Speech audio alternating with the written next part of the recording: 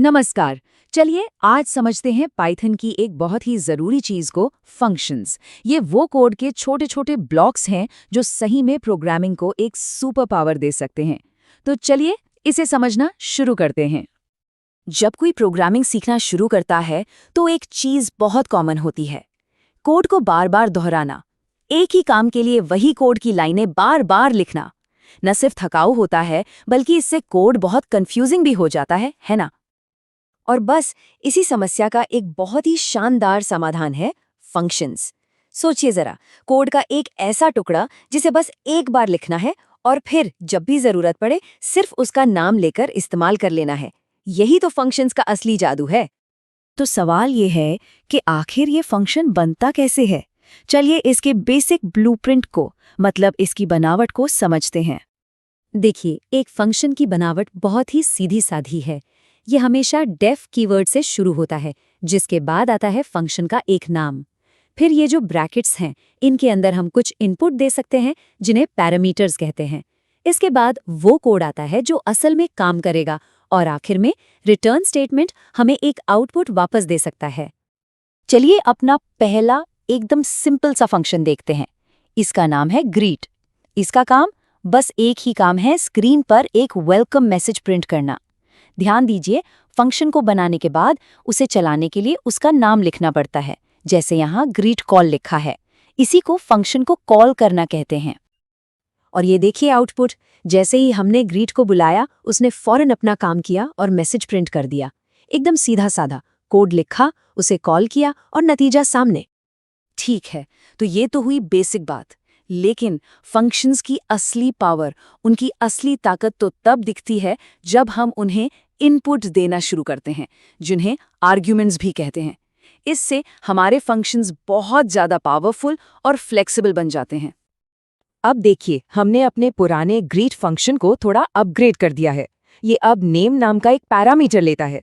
ये पैरामीटर एक खाली जगह की तरह है। जब हम फंक्शन को एलिस या बॉब जैसी कोई असली वैल्यू देके कॉल करते हैं तो वो उस खाली जगह को भर देता है और एक पर्सनलाइज्ड मैसेज बनाता है। और ये रहे रिजल्ट्स। देखा, कोड सिर्फ एक बार लिखा, लेकिन एलिस और बॉब जैसे अलग अलग इनपुट्स देने से हमें दो एकदम अलग कस्टमाइज्ड आउटपुट मिल गए। एक ही कोड पर नतीजे कई। यही तो है फंक्शंस का कमाल। अच्छा, ये जो इनपुट या आर्ग्यूमेंट्स हम देते हैं ना, ये मोटे तौर पर दो तरह के होते हैं। पहला है पोजिशनल, जिसमें कौन सी वैल्यू पहले दी कौन सी बाद में, ये मैटर करता है। जैसे ऐड 5,10 में 5 हमेशा पहला नंबर ही रहेगा।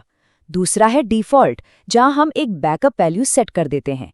जैसे अगर ग्रीट को कोई नाम नहीं दिया तो वो गेस्ट इस्तेमाल कर लेगा। फंक्शंस सिर्फ काम करके चुप नहीं बैठ जाते, वो हमें काम का नतीजा, एक तरह का जवाब भी लौटा सकते हैं। और ये होता है रिटर्न वैल्यू की मदद से। देखते हैं ये कैसे काम करता है।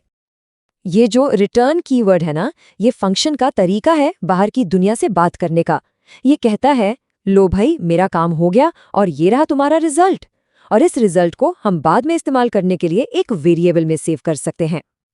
चलो इस उदाहरण को देखते हैं। यहाँ स्क्वायर नाम का एक फंक्शन है। ये एक नंबर लेता है, उसे उसी से गुणा करता है और फिर सबसे ज़रूरी बात, उस नतीजे को रिटर्न कर देता है। हमने स्क्वायर को 5 के साथ कॉल किया और जो भी वैल्यू वापस आई उससे रिजल्ट नाम के वेरिएबल में पकड़ लिया। और जब हमने रिजल्ट को प्रिंट किया तो हमें मिला 25। तो हुआ क्या? फंक्शन ने कैलकुलेशन की, रिटर्न ने 25 को बाहर भेजा और हमने उस वैल्यू को पकड़कर इस्तेमाल कर लिया। तो देखा, फंक्शन सिर्फ काम नहीं करते बल्कि हमारे लिए काम का डेटा भी तैयार करते हैं।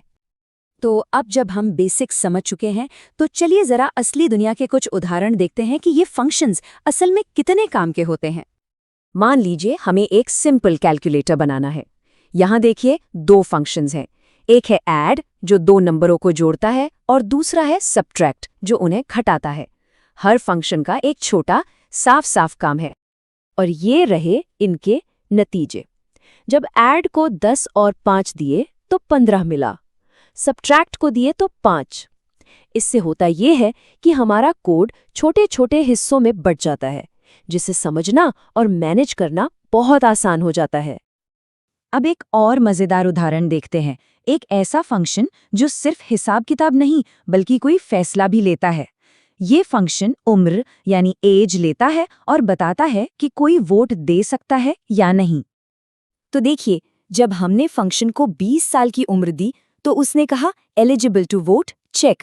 लेकिन जब 15 साल की उम्र दी तो जवाब मिला नॉट एलिजिबल, क्रॉस। इससे ये भी साबित होता है कि फंक्शंस के अंदर हम इफ एल्स जैसे लॉजिक भी कितनी आसानी से इस्तेमाल कर सकते हैं।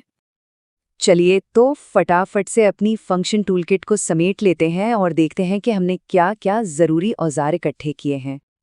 तो सबसे जरूरी बातें जो याद रखनी है, पहली, फंक्शन यानी कोड का वो टुकड़ा जिसे बार बार इस्तेमाल कर सकते हैं। दूसरी, आर्ग्यूमेंट्स यानी वो इनपुट जो फंक्शन को वर्सेटाइल बनाते हैं। तीसरी, रिटर्न वैल्यू यानी फंक्शन का दिया हुआ नतीजा। और इन सबका फायदा, कोड साफ सुथरा, रीयूजेबल और मेंटेन करने में बेहद आसान हो जाता है। और आखिर में एक सवाल, प्रोग्रामिंग का असली मतलब ही यही है, बड़ी मुश्किलों को छोटे छोटे सुलझाए जा सकने वाले हिस्सों में तोड़ना।